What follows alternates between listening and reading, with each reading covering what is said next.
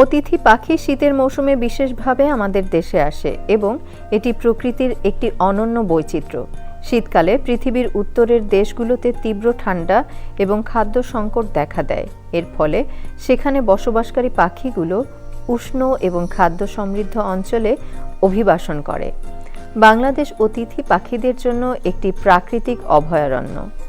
আমাদের দেশের নদ নদী, হাওর বাওর, বিল এবং জলাভূমি পাখিদের জন্য আদর্শ আবাসস্থল। অতিথি পাখিরা মূলত ইউরোপ, সাইবেরিয়া, চীন, হিমালয়ের উচ্চ অঞ্চল থেকে আসে। নভেম্বর থেকে ফেব্রুয়ারি পর্যন্ত তারা আমাদের দেশে অবস্থান করে।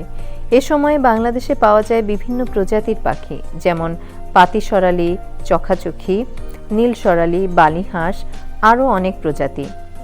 নভেম্বর থেকে ফেব্রুয়ারি পর্যন্ত তারা আমাদের দেশে অবস্থান করে।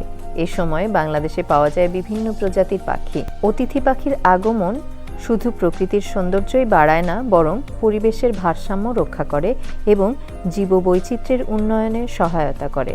তবে দুঃখের বিষয়, অনেক সময় অবৈধ শিকার এবং আবাসস্থল ধ্বংসের কারণে এসব পাখি হুমকির মুখে পড়ে।